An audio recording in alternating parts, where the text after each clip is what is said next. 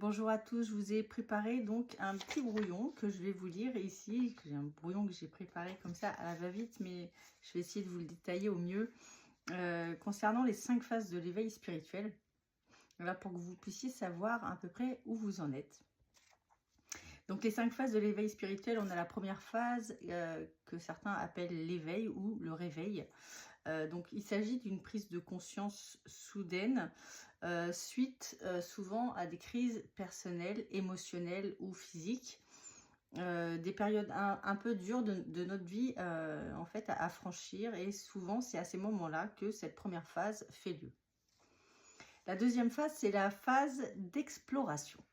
Alors on explore de plusieurs, on est amené à faire pardon, à explorer plusieurs philosophies, des croyances, des pratiques spirituelles. C'est un temps d'ouverture d'esprit, si vous voulez. Voilà, on explore un peu tout ça.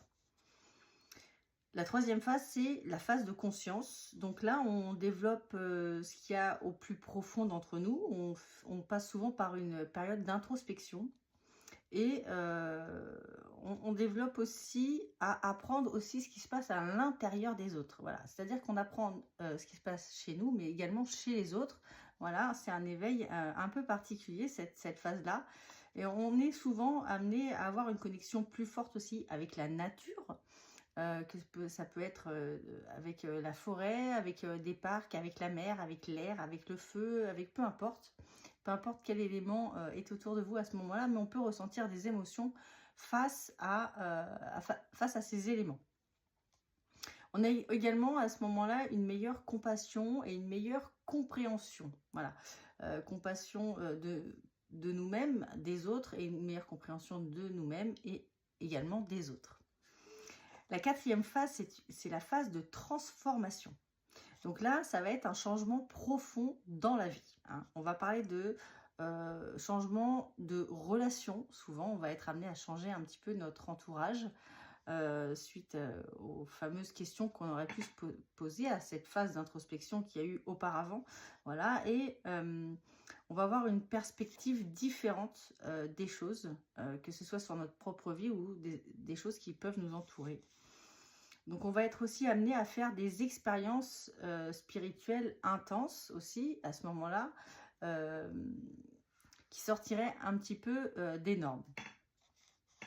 Donc on a également à ce moment-là un changement de valeur qui est assez important, d'accord. On a des priorités qui passent avant d'autres auxquelles on n'aurait pas pensé avant tout ça. Et une réorientation donc de la vie. Voilà. Donc on va être amené à faire à se poser des questions et ensuite à prendre des décisions pour prendre un nouveau chemin. La cinquième phase est une phase d'intégration. Alors, l'intégration d'enseignement et d'expérience spirituelle dans la vie quotidienne.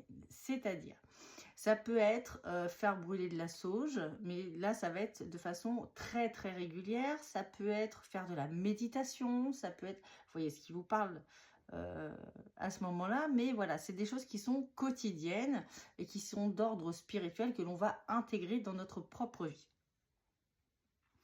Et enfin, on se sent en phase avec soi-même. Donc, cette cinquième phase, cette phase d'intégration est justement